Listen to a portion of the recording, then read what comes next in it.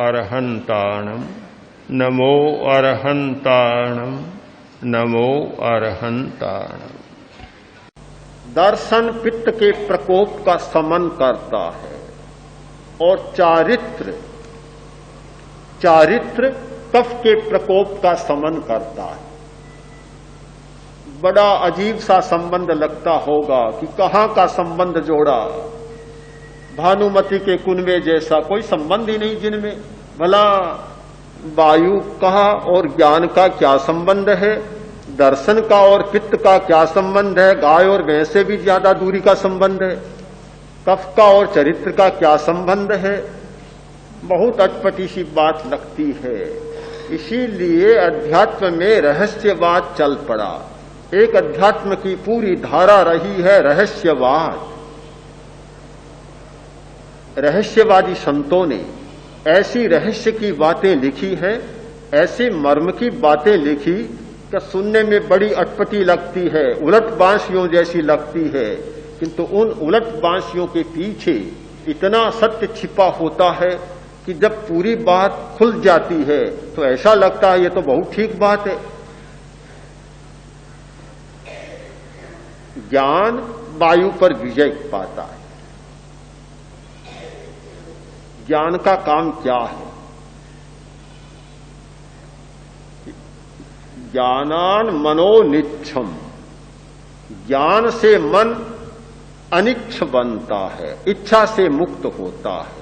जैसे जैसे ज्ञान का विकास होगा वैसे वैसे इच्छाएं समाप्त होती चली जाएगी। जितनी तीव्र इच्छा होती है उसकी निश्चित परिभाषा है कि वह आदमी उतना ही अज्ञानी है। ज्ञान और इच्छा दोनों का संगम नहीं हो सकता, साथ नहीं चल सकते।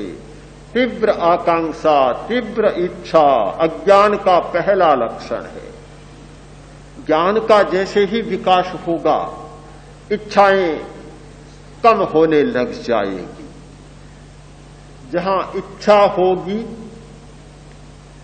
वहां काम, शोक, भय होगा। और काम, शोक, भय वायु को बढ़ाते हैं, प्रकोपित करते हैं। अब स्वयं आप सोच ले, क्या ज्ञान के द्वारा वायु का प्रकोप शांत किया जा सकता है या नहीं किया जा सकता?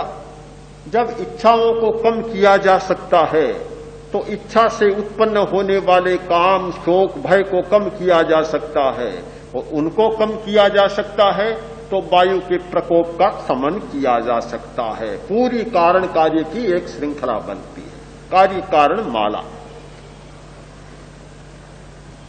दूसरी बात कि पित्त का प्रकोप शांत होता है दर्शन के द्वारा। बहुत महत्वपूर्ण खोज की कि पित्त या क्रोध ये दृष्टिकोण के आधार पर आता है। पित्त का काम है तेजी उत्पन्न करना, चंचलता पैदा करना, क्रोध पैदा करना, उत्तेजना पैदा करना, आवेश पैदा करना। ये सारा दृष्टिकोण के कारण होता है। यदि आप गहरे में उतर कर देखें तो आपको पता चलेगा कि क्रोध का बहुत बड़ा कारण है दृष्टिकोण। जिस व्यक्ति के प्रति दृष्टिकोण गलत बन जाता है, अच्छे से अच्छा काम करता है तो भी क्रोध आ जाता है उसके प्रति। और जिसके प्रति दृष्टिकोण सही बन जाता है, बड़ी से बड़ी गलती करता है तो भी क्रोध नहीं आता। जिस सास का अपनी बहू के प्रति दृष्टिकोण गलत बन गया, कोई भी काम करेगी तो गुस्सा आ जाएगा। जिस पिता का अपने पुत्र के प्रति गलत दृष्टिकोण बन गया, कुछ भी करेगा, अच्छा काम करके आया है तो भी कमी निकालेगा, गुस्सा करेगा, उत्तेजना दिखाएगा। क्रोध पैदा होने में एक बहुत बड़ा कारण है दृष्टिकोण। हमारा दर्शन कैसा है, हम किस दृष्टि से देख रहे हैं, बहुत बड़ा कारण बनता है। एक सास जिसका अपनी बहू के प्रति बड़ा गलत दृष्टिकोण बन गया। हमेशा जो कुछ भी करती, गलतियां निकालती, गुस्सा करती, सारे दिन ये चक्र चलता। एक दिन रसोई में सास भी थी, बहू भी थी, काम कर रही थी।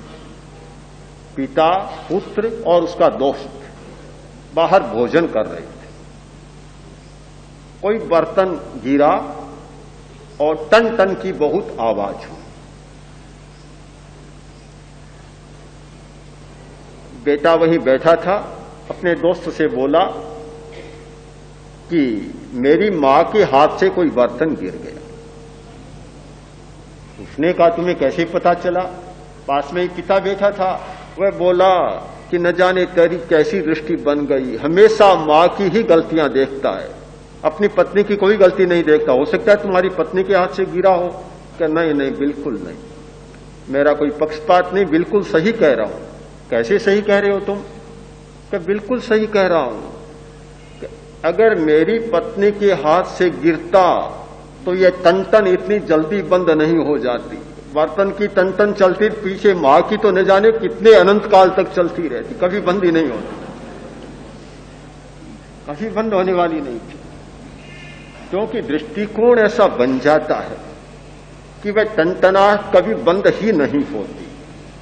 तो एक बहुत बड़ा कारण है क्रोध के प्रति हमारा दृष्टिकोण।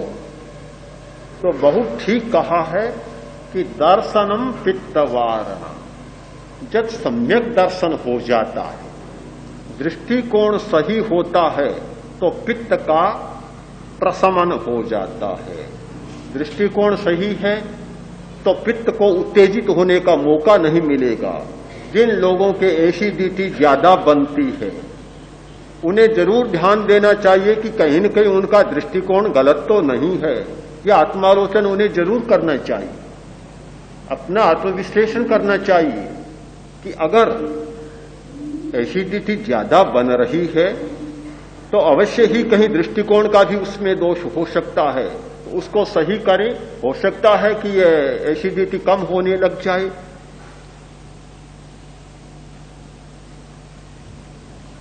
दृष्टिकोण सम्यक बनता है और सही बन जाता है, आध्यात्मिक बन जाता है, समतापूर्ण बन जाता है, तो शायद पित्त का प्रकोप नहीं हो सकता और क्रोध भी नहीं हो सकता। दोनों बातें नहीं हो सकती। एक दूसरी घटना भी आप लें। महाराष्ट्र में बहुत प्रसिद्ध संत हुए हैं, संत नामदेव।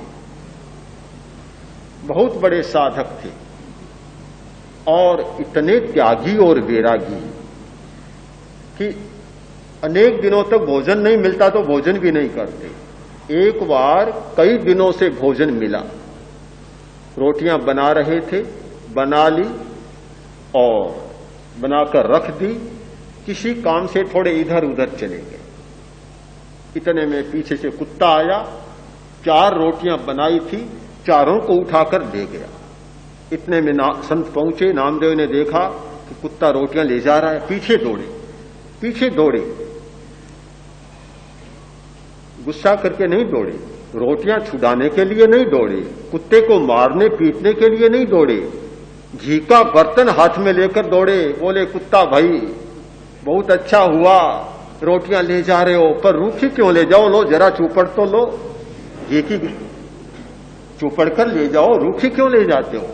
इतनी प्रसन्नता के साथ कि कहीं भी कोई शिकन नहीं है चेहरे पर। ऐसा क्यों होता है? क्रोध क्यों नहीं आया? पित्त का प्रकोप क्यों नहीं हुआ? कि दृष्टिकोण बदल गया था। इतना आध्यात्मिक दृष्टिकोण बन गया, इतना समता का दृष्टिकोण बन गया, इतनी आत्मैक्यता की अनुभूति हो गई कि मैं खाता हूं तो भी एक प्राणी हूं, कुत्ता खाता है तो भी प्राणी है, प्राणी खाता है क्या फर्क पड़ता है। इतना एक दृष्टिकोण बन गया।